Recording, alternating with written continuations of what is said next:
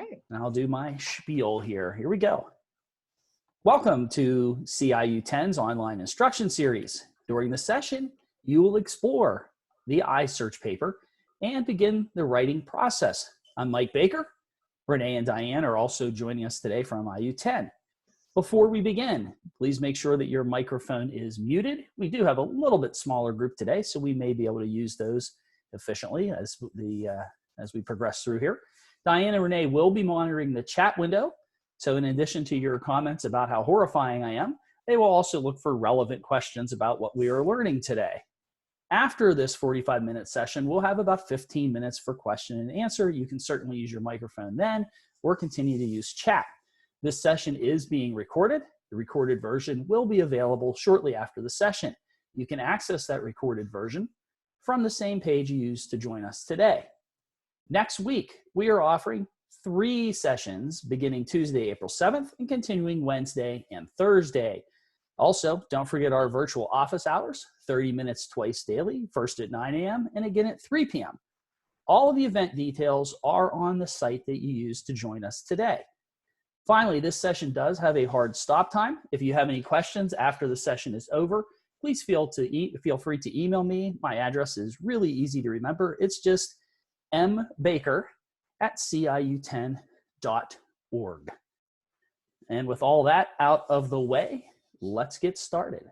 So today we're going to take a look at the iSearch paper. And I'm going to be having you bounce back and forth from different tools today. So be prepared to open up new web browsers. And you should be able to hear me regardless of what window you're using. But before we start, using your feedback buttons that are in that participant window, can you tell me, have you ever had your students do an iSearch paper?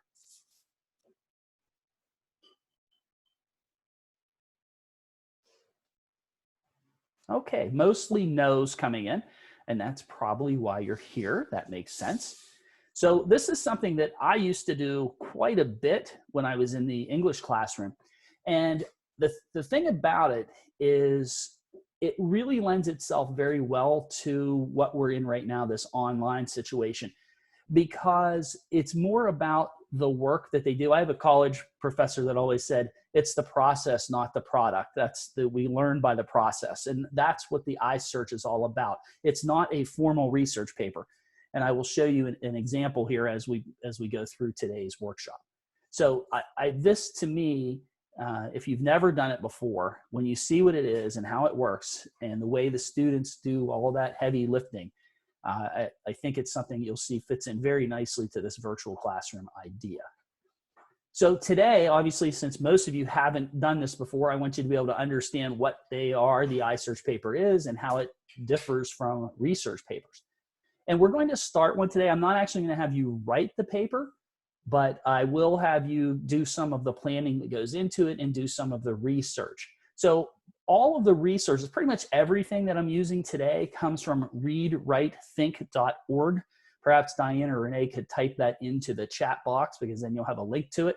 And that's from IRA and NCTE. That site has been around for quite some time and has tons of great literacy resources. And all you have to do is go to the site and just search for iSearch. Make sure you use that hyphen, and you'll find tons of stuff there. Okay? Also, if you just do a general search for iSearch, you will find a lot of different variants of what an iSearch paper looks like. Some textbooks even include units on the iSearch paper. So there's really no right or wrong thing. You'll see they have a lot of things in common. And just checking the chat message here, but video is not showing up. Is that my video, Jen, or you can't, your video is not showing up? We can't see you. It's my video. I can't see myself. Oh, okay, that's odd. But you can see my slides? Oh, yes. Okay. Well, we'll just have to imagine what you look like. All right. Okay. maybe it will start working.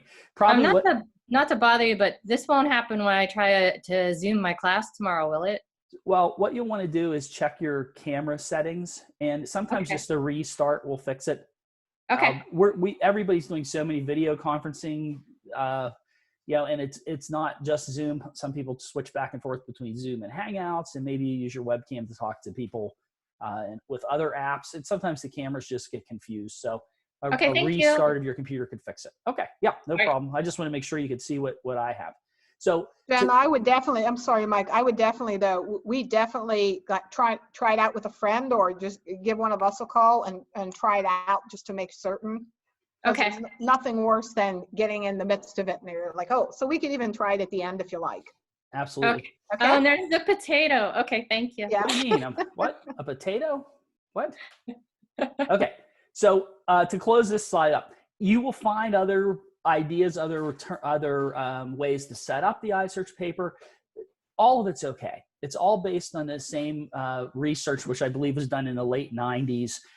So it's been around for 20 some years, basically. Okay. So what you see today, you can adapt, keep what you like, remove what you don't like. So the first thing we have to figure out is what exactly is an iSearch paper. So I grabbed this here from Gallaudet University. They had a nice little description I liked. You'll see it right here in bold and italics in the middle of the slide. I'm going to pause here for a minute and let you read this.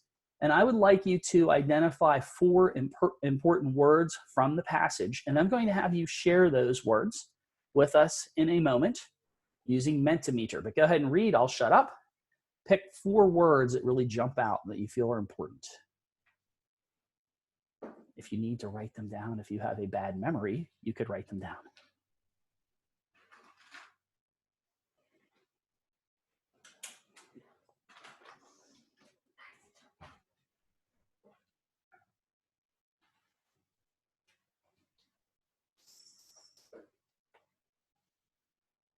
I knew Diane would remember the name.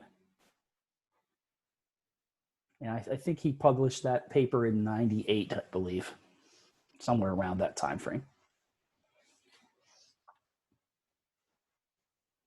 All right, do we have our 4 words? Give me a thumbs up or a yes if we have our 4 words. Okay, oh, I'm seeing thumbs up in the webcams too. Excellent. I'm going to pop out of my presentation just for one moment. And I'm going to launch this. Now, some of you who were with us last week have done this. We're just going to go to menti.com. So just fire up a new browser tab and go to menti.com and enter the code you see there on the screen. And I want you to share those 4 words that you came up with.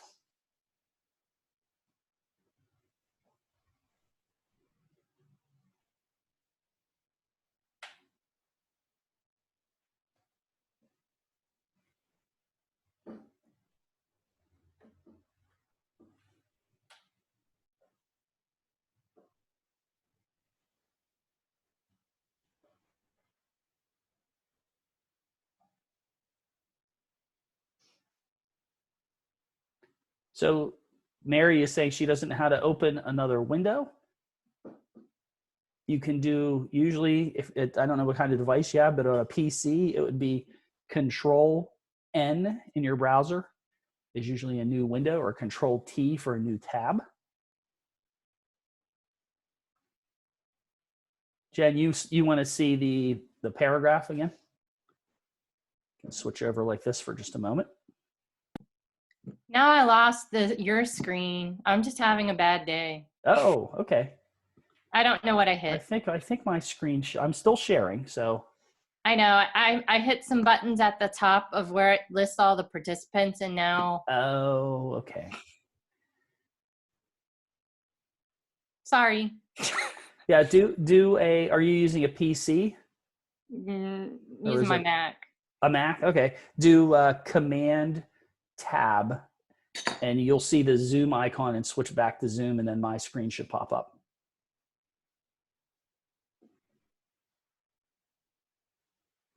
So I'll give you, another 20 seconds here, as we have 12 responses out of the 20 odd people in the room.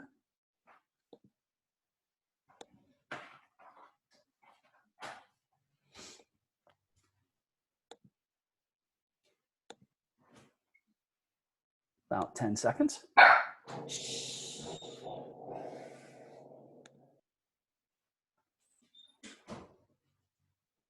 hope that dog doesn't dig in gardens. As a potato, that would frighten me.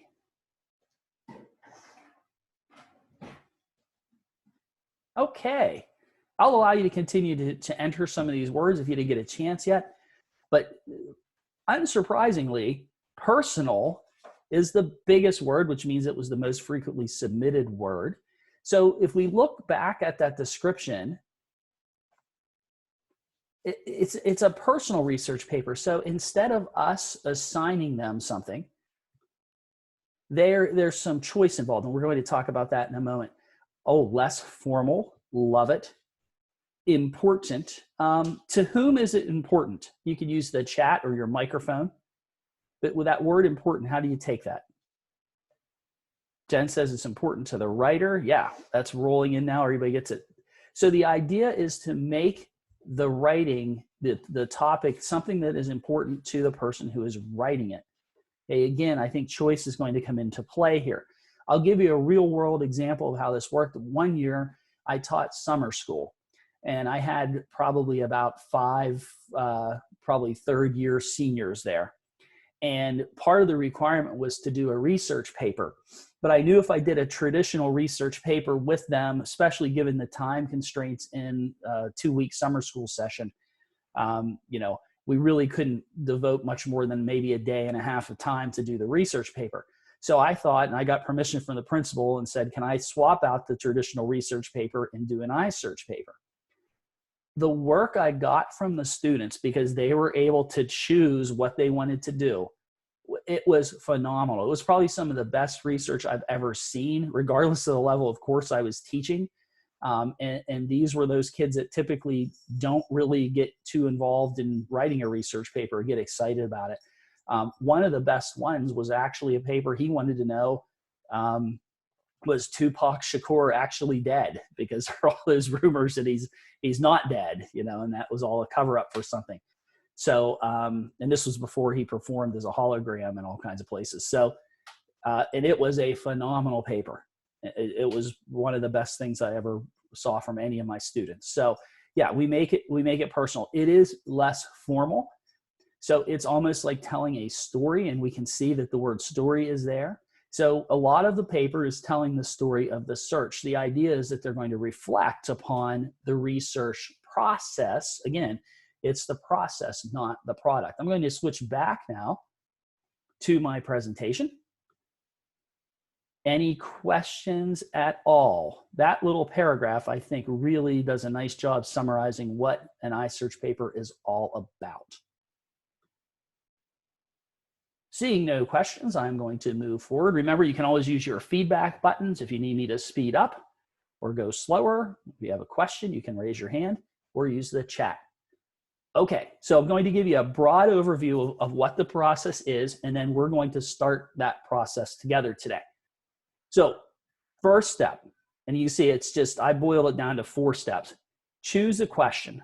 This is kind of your broad question. So I could ask something like, well, I love to use Zoom. Why was Zoom created? That might be a question that I have. And then from that question, I have to develop a plan. Graphic organizers are great for these. I'm going to share some of those with you today. Again, they are from readwritethink.org. One that we're going to do is what's called an iSearch chart. And it's a really great point starting point where you put the big question in the middle, and then you come up with some sub questions. In essence, it's basically a KWL chart, which works well for this as well.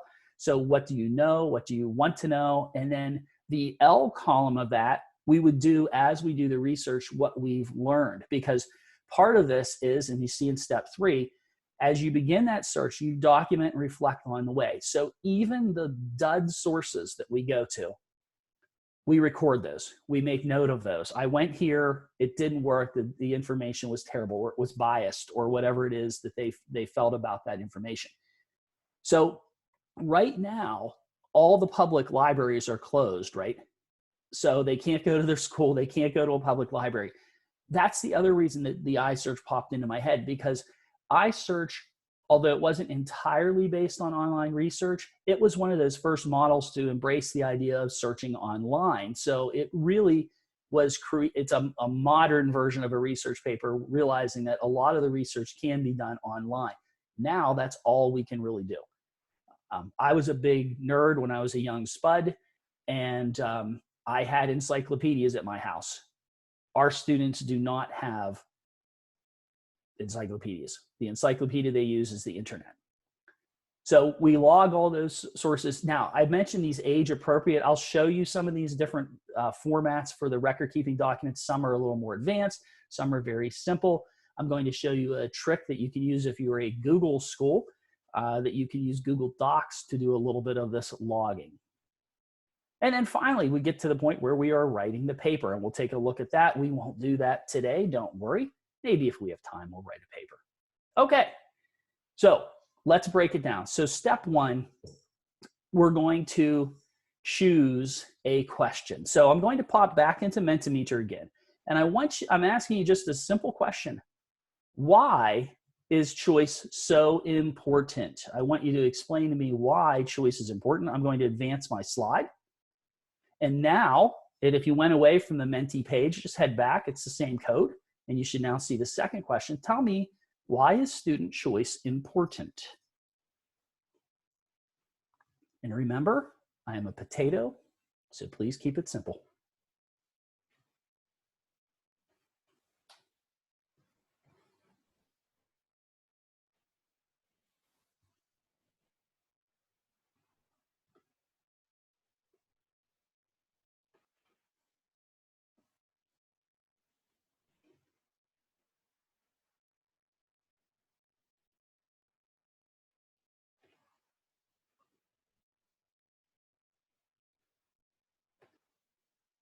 As you're answering, Diane pointed out in the chat that another nice thing about iSearch is that they are brief. It's not a lengthy process. So teachers can do more than one a year. And you'll find as we talk about this, that reflection is a big part of it too. So hopefully their research skills improve as they reflect each time they do an iSearch paper. I'm going to start popping some of your answers here as some of you continue to answer. So here are your thoughts on why a choice is important. They're more invested in the final product. I love it. It motivates them. If we have the choice, we tend to give it our all. I think that's just human nature.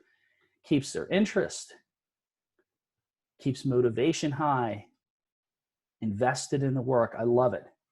Yep. Choice can lead, it makes them more engaged because I think they're more intrinsically motivated. And they have that ownership and they're going to buy in. It's something that they're passionate about, so therefore they give it their all. Again, ownership, I love it. More interest, absolutely. I learned more about Tupac Shakur reading that paper than I ever thought I would want to know. I'm not a rap fan. Those students that summer in that summer school session, all those students that were repeating their senior year, most of their iSearch papers that they gave me, and I think I took a day and a half and then a half of the day for presentations. Most of them were 7 to 8 pages double spaced.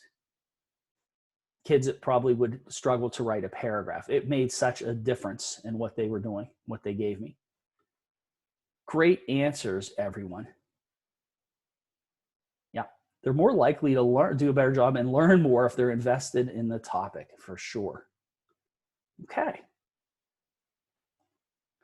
I think we all do that kind of research. I mean, if you can use your yes, no button here, but do you ever find yourself, looking something up, you see it on TV or you hear it or someone mentions it and you search for it, and then like an hour and a half later, you're down the rabbit hole searching all kinds of things tangential to what you were looking at. And you do that? There are nights that I'll go an hour and a half and I'm like all these websites learning about stuff that I never thought that I'd ever look at. But it just seems like when it's something that interests us, we just want to keep looking and finding the answers. And that's what iSearch is all about. Excellent. Okay. Again, I'm going to reset the feedback here. So far, do you have a pretty good understanding and overview at this point of iSearch? Are we good? Give me a yes or a thumbs up or a no if you're lost. I've got a half and half from Mary there, the webcam. Okay, all right, I'm seeing a lot of yeses and a couple thumbs up. All right, good. So we're not completely lost anyway. So I think when we start to do it, it's going to make more sense. So I mentioned it's all about choice, but not today. I'm actually going to focus you a little bit by providing you with a question. That's just to keep us all on the same footing, because I'm going to have you share your graphic organizer with everyone else. So I wanted us all to have that same central question to see what commonalities we come up with. Okay, so that's just because we only have 45 minutes, so I wanted to keep you together in some ways. Okay, so here's the question. Don't worry, I'll put it back on the screen in a moment. But how does teaching online or from a distance differ from teaching in person? That's probably a question I think all of us are asking right now is, what makes this different? So we need to figure out a plan. So I'm going to give you now, I think I have it here. So we're to the point where we're going to come up with a plan around that question. Okay? And again, I want to give credit where credit is due. readwritethink.org is where I got all this stuff. And I do have links here. So this is a document I want to preview for you. Hopefully it's nice and clear on your screen. And we're going to use an online tool so each of you can complete this. It will make it easier for me to share with everyone. So in the middle, this is where our main question is going to be, which only in this case, just as an example today, it is how does teaching online from a distance differ from teaching in person? That's your central question. I'm going to put you in a tool in a moment called Nearpod. How many of you have used Nearpod before? Getting a mixed response there, okay? Nearpod is one of those tools that is free for a limited number of Nearpod activities. And there are paid versions, but I'm using the free version. I'm not paying for anything. So everything I show you today is free. But I wanted to show you a tool that makes it a little easier to distribute documents like this and have the students annotate on the documents. All right, so a vast majority are saying, no, you've never used Nearpod. Well, you'll be able to say yes to that here in a moment. So let me change my screen again. And here we see Nearpod. And I'm going to start a live lesson with you. So in a moment, this will load up. You can still see my screen. Give me 1 second. Okay. So you, the students, are just going to go, and again, in a web browser, go to nearpod.com. And when you get to the Nearpod site, it will allow you to enter the code. You'll see students join with a code.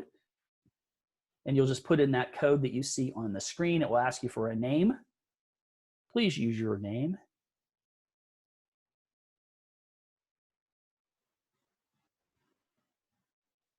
I'm watching for the chat or listening for anybody that says you have a problem. But again, it's just nearpod.com. And you're joining with that code that you see on the screen. Again, Nearpod is free for its basic features. You can join using a Google account. So if you're already have a Google email account, it's easy to join. You look on my screen under the code, there's even a button there for Google Classroom and for Microsoft Teams. So if you're a Microsoft district, PO and Clearfield, this will work as well there, and you can share it to Teams if that's where you keep your assignments. Or you can just do a link. Okay, oh, I see a bunch of you there. I'm going to close this big code, but you'll see if you didn't get in yet, the code is in the upper left of the window. Okay. So as the teacher, so this is kind of like the Wizard of Oz, we've pulled the curtain back. And what I can see now is I see that some of you are working and some say that they're awaiting the drawing. So you'll open the document in Nearpod and then use the annotation tools. I would recommend the text tool. When you use the text tool, it will let you type. It's pretty hard unless you have a touch screen to write with the pen. Okay, but if you do have a touchscreen, it might be easier to write. The only thing I'll tell you, two things with the text tool that we have to tell our students when we first use this. One, the text is going to be really, really big when you first do it. You can resize it. There is a vertical slider that looks like it's the whole way at the bottom, but it actually isn't. You can slide it down and make your text smaller. The second thing you need to know about the text tool is to make an additional text box, you just click on the tool again. Okay? So those are the two things. You can resize using that vertical slider and then make an additional box using the text. So what you're doing now is adding some sub-questions, and you can see in those boxes in the corners, what are some of the things that you already know? What are some search terms you might use? Okay?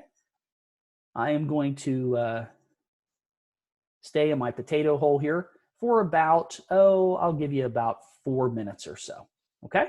So I'm going to mute myself. I can see what you're doing here, and I'll leave this up. I'll put my question back on the screen just for a minute here if you forget the question, but it's basically how does teaching online or from a distance differ from teaching in the classroom? That's our question.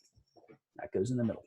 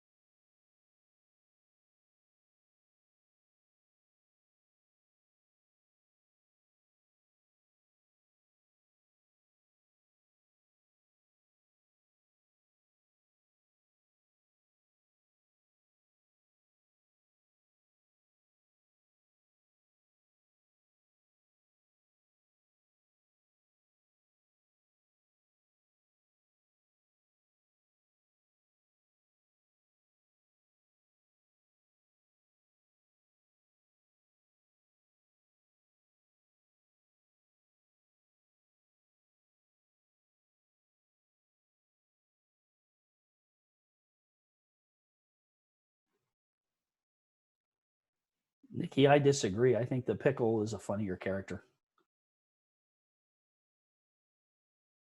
Plus, the pickle's got moves. He can dance. Got some swag.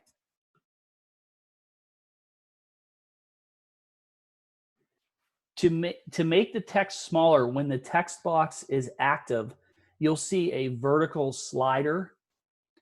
It will be to the left of the color palette, and you just slide that down. It looks like it's the whole way down, but it actually isn't. It's kind of a weird design.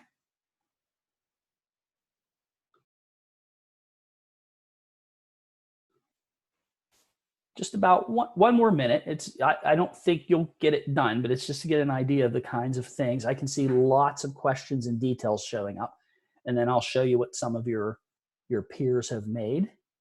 I see Renee figured out how to put a picture in on hers. Very cool.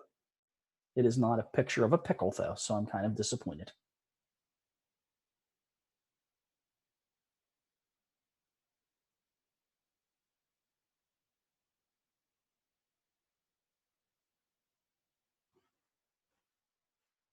Maybe about 30 seconds, please.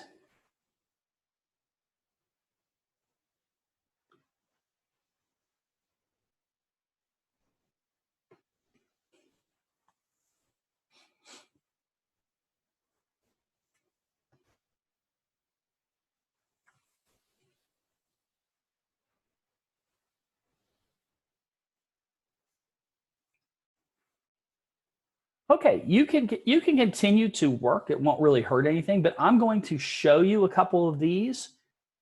So let's see here.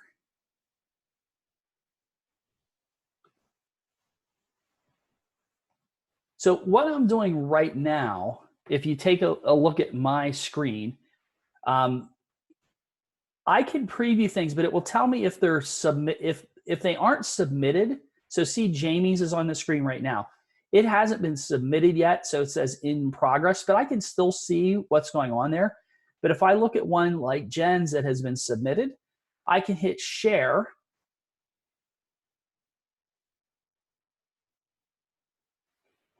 Right, and what should be happening now, and it won't look this way on my screen, but I'm guessing all of you are probably now seeing Jen's graphic organizer. Is that correct? Can you use your feedback buttons to tell me that? Or yeah, so you can see her. So what you can do as the teacher, you have that gallery view. I'm using my hands as I talk, and a pickle doesn't have arms, so you can't see my hands, but I was gesturing in a meaningful way. What we can see is a gallery view of all the students' work live, and then we can see if it's submitted. And then once it's submitted, I can push it out to everyone. So if you're doing a live lesson, so you're on Zoom, just like we are now, you can use Nearpod to put some documents in. You can do this with a reading. A PDF will work. So you can take an article that you found if you want your students to annotate things, or you want them to find, maybe you have something with grammar mistakes. They can use the highlighter tool and things like that so you can see their work. So I'm going to unshare Jen's. Let me see if I can find, let me close this window. And oh, I see a bunch more that have submitted now. Let's look at Stacy's. So I'll click on that and then hit share. And all of you will be able now to see Stacy's. Okay, so she has that central question there, and it looks like a sub-question. How can we personalize sharing with students on a different time schedule? So that's something that she wants to look into. Let's take one more of these. Let's see if I have one with some. Let's look at Sarah's.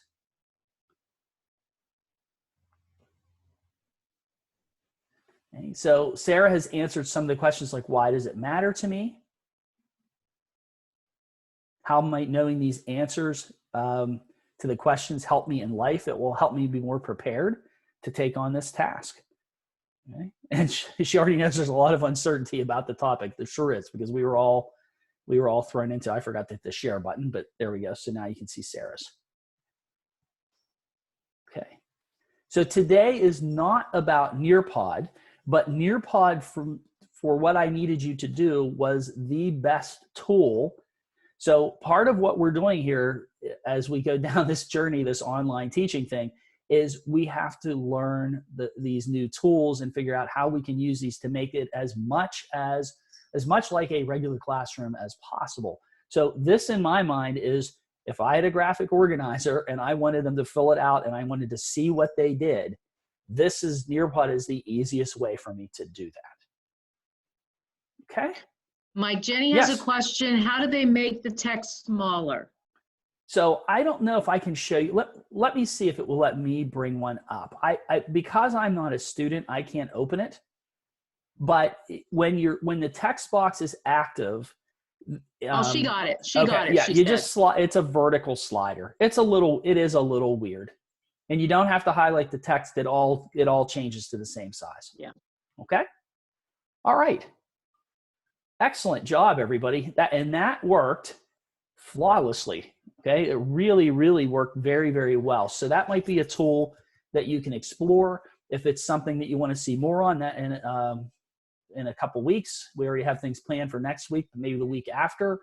I can certainly do something on what Nearpod offers us for free. Yeah, Okay. Mike, Nearpod might be a good one, not this week, but next week, then, or 2 weeks from now. You got it, boss. The pickle obeys. Okay. By the way, do you like this graphic organizer? This is one that's kind of, I think, works in a lot of grade levels. Yeah, it's pretty darn simple. And I like that the central, that main question's in the middle. It just makes sense. And notice it's always a question. You know, it's not lists. They're always posed as questions because we want them asking questions and having that mindset. Okay. So after we do this planning, so now we have our plan for success. We know our questions. We know the sub questions we want to ask. We have completed in that lower right corner. Not everybody got to that, but what are some of the search terms that I might use? Okay. So now we're going to begin the search. And we use those graphic organizers to guide us through. Okay. So, and I already mentioned about the lack of access to the library. So we're probably going to end up doing all internet-based research. Big, big, big important thing. Please don't forget to have the students record the sources, even if it's a dud. And you'll see in a moment when I show you a sample iSearch paper. If they run into a place and they say, the third site I visited was www.abc.com. Well, that's actually a television network. That might be a bad example. But the information there was not helpful at all. In fact, it was mostly advertising. That is what they would actually write in the paper. So they have to have a log. And I'll show you a couple of graphic organizers, again, available on readwritethink.org. And some of them are just KWL charts, and they use those columns to record what they've done. But I wouldn't be the nerd that I am if I didn't show you a super secret trick that works in Google Docs. So if you're at a Microsoft district, I apologize. Word probably will do some of this, but it might not be quite as smooth. But if I bring up a Google document, the students are going to need somewhere to record what they've researched, right? So we could do a KWL chart, but then we have, do they have a printer at home? Most of them probably don't. Okay, I have a printer, but it's become a hangout for cats for some reason. My cats like to sleep on the printer. But our question was, how does online learning, I'm going to shorten this a little bit, how does online learning differ from traditional classrooms, for example? Okay, so if I pose that question inside of a Google Doc, in the lower right corner, there's a little tiny dialogue, a little bubble that looks kind of like a square with a star inside of it. It says explore. And I want to show you a little trick here. Again, another bonus tech tool. But clicking on that, it does the research for me based on what it sees in my document. So it uses artificial intelligence. Please don't be scared.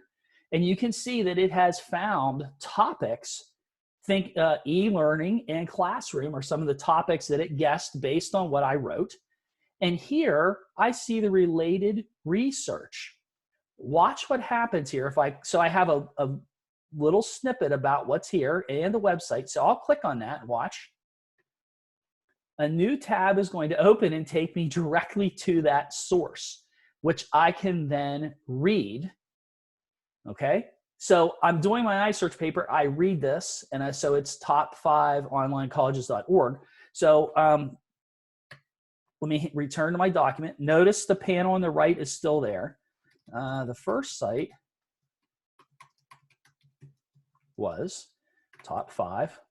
Okay, I'm not going to continue to do this. You get the gist, right? Now, I'm not going to cite this right now in a traditional way, but if I hover over that source, the top 5 online colleges, there's a plus sign. Watch this. I hit the plus sign. There is the summary, the little snippet that it grabbed for me. And if I look very, very closely, oh my goodness, look at that. It appears that there's a superscript there. And there's a footnote. And ladies and gentlemen, it tells me when it accessed the site. So it's actually starting to build my works cited for me. If you don't see that plus sign that I mentioned, the explore button, sometimes it won't show up until you type something, or you may not have typed enough for it to find anything. But if you go to the tools menu, it's also here, tools, explore. Okay. So that's a nice little way to grab these snippets, type what they found there, insert the snippet with a footnote, and then they have a link back to the site and when they accessed it. Pretty cool, right? Okay. Not bad for a pickle. Okay. I'd say you guys are getting a pretty good deal out of these workshops. Huh? Nothing? Nobody likes that joke? Okay. All right. So we're in the home stretch here. Is everybody okay? Are you feeling good? Give me a yes, no, or a thumbs up. Other than my jokes, don't rate the dill joke. Okay. Excellent. Good. I'm seeing lots of good thumbs up and green checks. Awesome. Okay. So we do the research and now we go in and write the paper. So I'm going to really go through this quickly. I think I can get it done in the next few minutes, and then I'll share some of these resources with you and show you that, and then we have time for questions. So the iSearch paper structure, as shown on readwritethink.org, okay, is Mike? Yes. I hate to interrupt, but Sarah, and it's kind of before you move on, she missed how you got the information to pop up on the right side after you type the question. Oh, okay. Sure. Okay. Uh-huh. Switch back to that. I think I left that up there. So I'll close it for now so it is not there. So basically I asked a question. Now it might be a little wonky now because there's more text on the page, but I can either click in the lower right corner the Explore button. And if that is not there, it's always under Tools, Explore. And yeah, as I thought, it doesn't because I already cited something. But that's how you bring it up. It's because I already have a footnote here. So I think if I delete all this stuff, Mike, there it came back. Okay. So there's two places to get to it, and then you can see it. Actually, if a student types 3 or 4 paragraphs, it analyzes the entire text and will find every related topic and individual sites. So if I were to click on e-learning, look what it does. So Mike, I don't know if others are, but I'm frozen on a psychedelic strobe light thing. Is anyone else? Anybody else on a psychedelic strobe light using your yes or no's? No, Diane, that might be your new laptop. I think it might be. Okay, that's probably from that day you wore the Led Zeppelin t-shirt. That's probably what happened. Springsteen on today. Oh, good. That's good. I have the Flash. But a pickle has no need for a shirt. Okay. The search, the search story, the search results, and the search reflection. So 3 sections to the iSearch paper. Unlike, and this is a big one, okay, it's written in the first person. So we don't have to worry about that formal language. First, I checked out this website. And I found out very quickly that the website was terrible. So it's written in the first person. They are basically just journaling the search. So I have some details for you. And this slideshow will be available to you after the session on our webpage. So don't worry about trying to write everything down. You'll get it. So in the search story, sometimes I see it called the story of the search.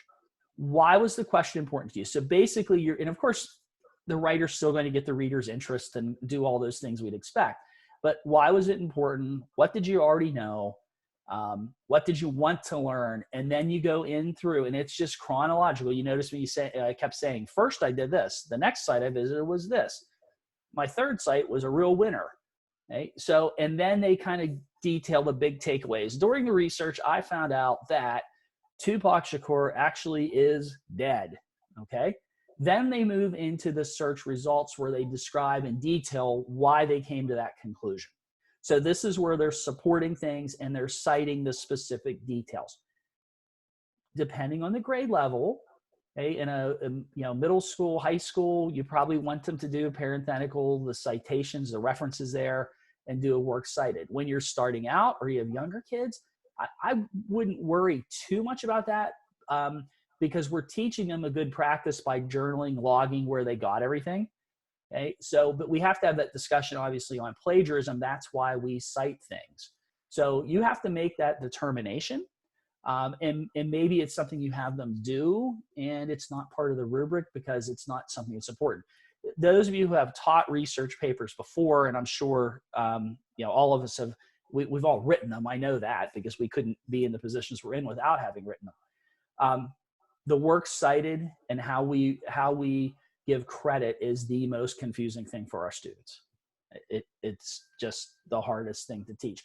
Many of my friends spent more time teaching that than they did the research process. That's why I like this, because if they can become great researchers, when it's time to do the formal research paper, they have those skills and it makes that works cited a little easier. because they're much better at doing the research. And finally, the last section, I love this. I just mentioned it. They reflect. What did they learn through the process? And then how will that learning inform your future research? So you want them to actually reflect. All good practitioners, and you're all great practitioners, reflect. So we want our students to reflect as well. And that's the last part of the iSearch paper. So let me show you a sample. And this is one that I found, and this is from a textbook publisher. It's on their public site, so it's not something that was stolen. It's out there. If you just do a search for a sample iSearch, you will see this. Again, you'll have access to this. But let me scroll down. I just want to give you a little overview.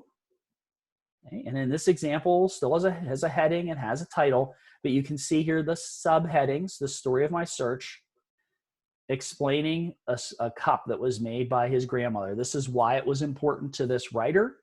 Notice that it is in the first person. Here is where he discusses, I already knew that my grandmother was studying pottery. Okay, could be a female, I don't know that first name. Then I go through, here are the results of the search. So this is talking about what the student found during that search and how, and then right here is reflection. And I love this. My research was not as time consuming as I expected to be, although I did have to go to Mr. Mackey's studio to learn about the pottery making process. Okay. Best of all, my research increased my interest in pottery and taught me about ikebana, a part of my Japanese heritage. So that's what it is. It's just a first person, very informal language, and it's all about getting them to become the best researchers they can be. Okay, we already had this discussion, but if you look at that sample, you will see there are some there's parenthetical documentation inside the parentheses citing the sources, and there is a works cited page. Again, that's going to be your decision how you want to handle that. I certainly would scaffold that. Many of us right now, if you're a secondary teacher, a lot of people save that research paper towards the end. This is probably the time of year you'd actually be teaching it. So you're going to have to think about how you want them to cite those resources. Okay, last thing here. Whoop, let me go back. We're going to go back to Mentimeter one last time. I would like you to share with me your big takeaway for today. So what's the big learning that you are coming away with? So you're just going to menti.com. You may still have it up, but this lets you share. What's your big takeaway? What did you learn about iSearch? Maybe your biggest takeaway is about some of those tools I showed you. That's okay too. And then we will have, it looks like about 10 minutes for questions after we do this. And you can show, Jen had to do the virtual background too. Oh, yes. Okay. Well, we'll see how many questions we have. But yes, that is very important. I'm not showing you how to be a pickle or a potato, though. That's all for me. No.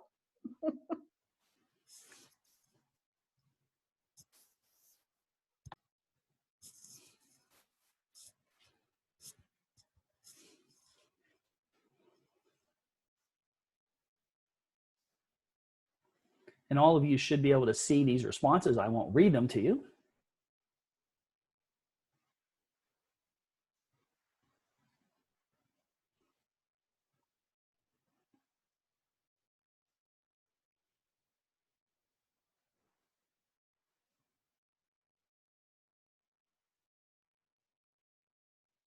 Okay, good. I see Nearpod mentioned a couple times. It is a pretty neat tool, so I think that's something I can circle back to the week after next.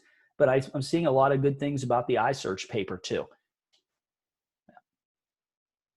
So those of you who didn't know anything, and I think we were 9 or 10 of you that indicated initially you didn't know anything about an iSearch paper. Do you have a good understanding of what iSearch papers are now? You can use your yes or thumbs up. Awesome. Seeing lots of positives there.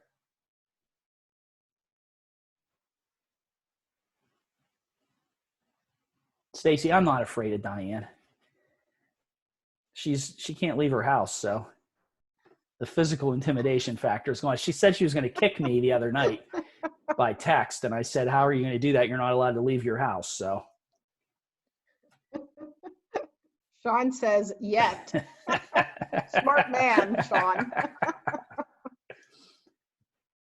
Wow, there has to be a certain level of fear there. Okay, these are all great here. Yep, process, not the product, personalized. Love it. Okay, great job, everybody.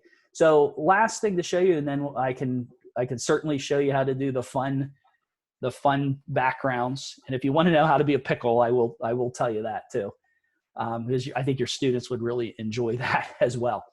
I have a slide on here. Again, don't worry about it, but I did give you direct links to all the stuff that I used from readwritethink.org.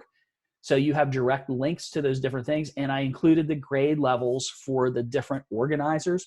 I didn't show you those organizers. I apologize, but here they are very quickly. There's the one we did.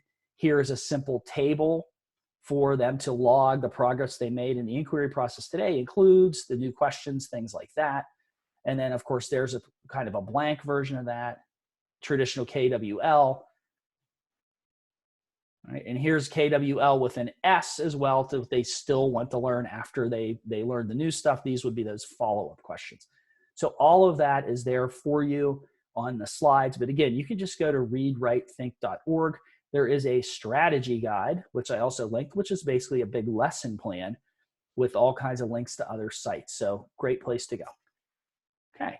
Any questions about iSearch before I show those who want to know how to do the fancy backgrounds? You can unmute, would be the easiest thing to do, or you could certainly use the chat if you'd like. Going once, going twice. No takers. Okay, good. That means I either did a good job or you don't care about iSearch. All right, so. You did a great job, Mike. And oh, thank you, Diane. Those that have the elementary kind of background, we've seen these, like we use these K through 12 when I was an instructional coach in my district, and they work with kindergartners. Obviously, they're going to pick like whales or something very, kind of like interesting to them. Like my daughter was fascinated with mummies at the time when she was younger. But then in high school, she did an iSearch based on interviewing my father, who was a Korean war vet, and the MOS, or what he actually did, because it was grave registration. So the beauty of iSearch papers that Mike had an hour is really much more for my history kind of people, really authentic research, that they can use interviews, they can watch a documentary and pull material from that.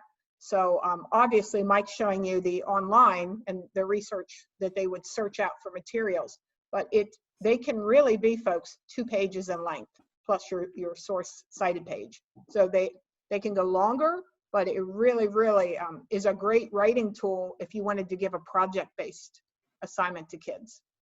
Okay, Mike.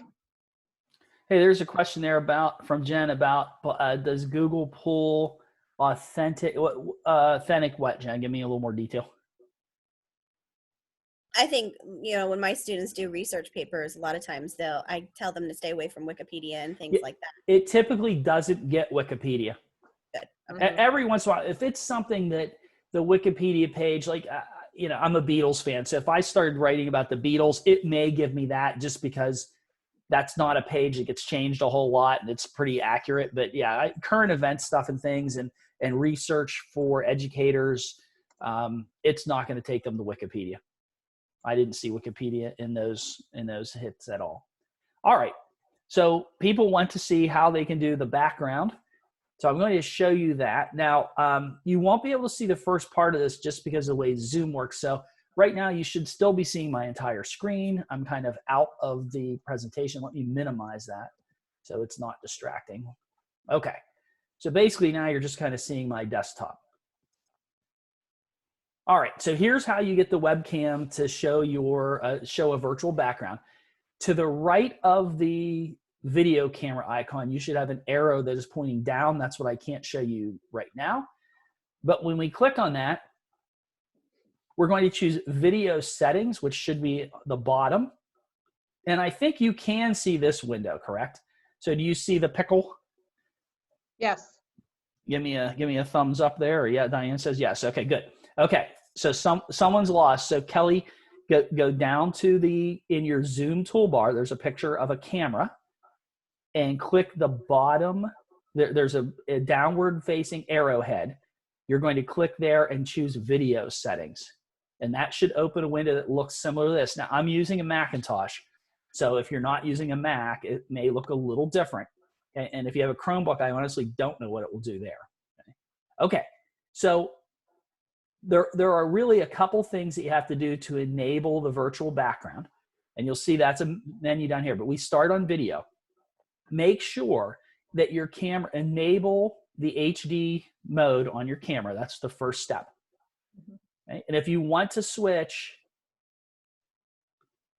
to 16:9 widescreen, that works well with modern devices. Most devices now have widescreen displays. Okay? The original is the old-fashioned computers from like 10 years ago. Okay? Don't worry about... Jen says she doesn't have that option. Jennifer, which option are you referring to? Is it enable HD? So if you don't have enable HD, that means your camera won't do HD. Yeah, mine is a Chromebook from the school. Yeah, it's probably too low resolution. So now it may still work when we get to the next step. I don't know. But if you're missing enable HD, it's because your camera doesn't support it. All righty. This is also, I'll show you this very briefly. This is where you pick the camera. So most of us have one camera. However, I have one hooked up to a USB dock, and then I have the built-in one on my computer. And then I have what's called the snap camera. That's how I'm doing the pickle. I'll explain that here momentarily. Come down then from video, look down a bit, 3 spots down, and go to virtual background. And if you are allowed to use the virtual background, if your computer supports it, you can turn that on just by picking one of the photos. And there are a few built in. And then you can add photos. And this is what's really cool. So Pixar and last night DC Comics started to add the backgrounds. If you don't have any built in, but you have the virtual thing, if it just says none, it may just be because it was a basic account. You could pick an image just by clicking on this plus sign and choosing add image. And then anything you have downloaded will go there.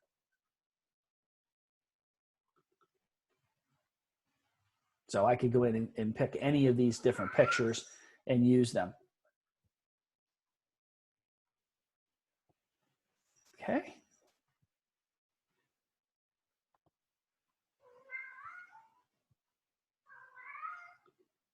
I'll turn my snap camera off just so you can see what the... Do you have to be in a meeting to do this? These settings are actually available when you're outside of a meeting. You can do any of this from your Zoom's preference window.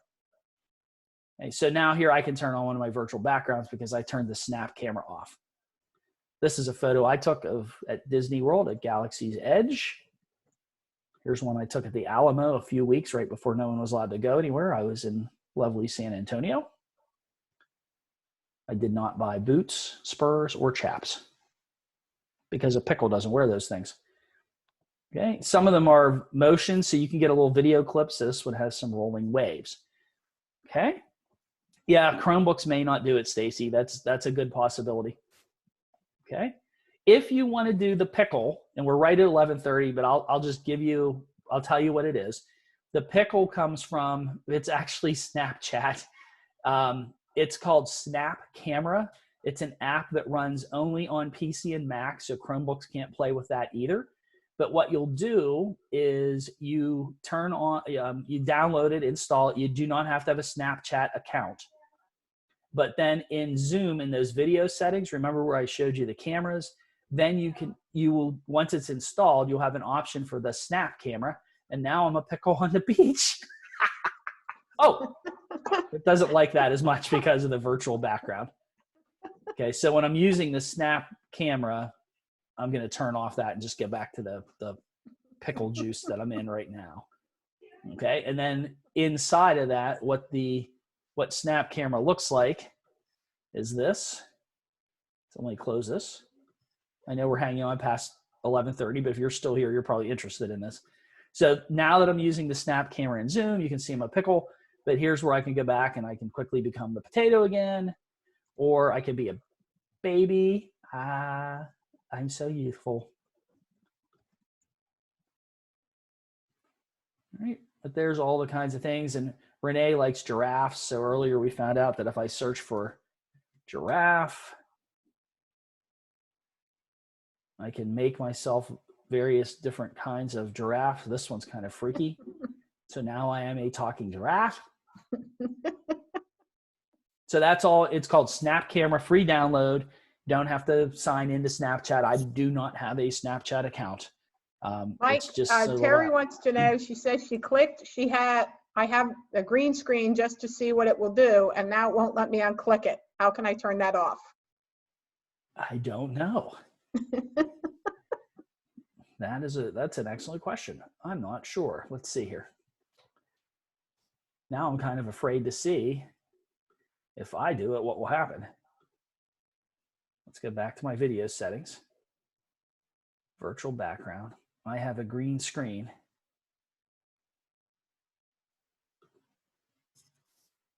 All right. Well, I told it I have one. It didn't do anything, and I can clear it. So I don't know. Maybe maybe after you quit Zoom, it will allow you to do it again. Could just be a little bug. Kind of a scary looking giraffe. I think I look better as a pickle. Okay, so you got some bonus stuff here.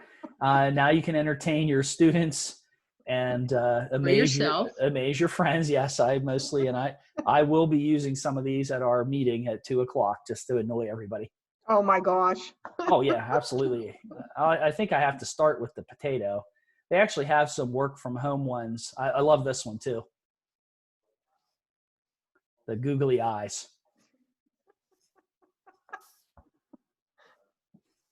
Or I can take notes at the meeting. All right, let me get this. They always ask one of us to take notes. So we just. No, you can be the note taker. I write that down. I got it. Okay, good. Yep. Kind of fun. Jennifer's daughter wants to see. Let's do some silly ones. Oh, a silly one? Okay, Yeah, here we go. Don't scare her with that one. I'm a googly eye. How about a pizza? Oh, pizza. Oh, it didn't like it when I went away. Oh, do the one with, do that one. Hi. Hello, I'm Cheese Noodle. But you can call me Cheese Noodle.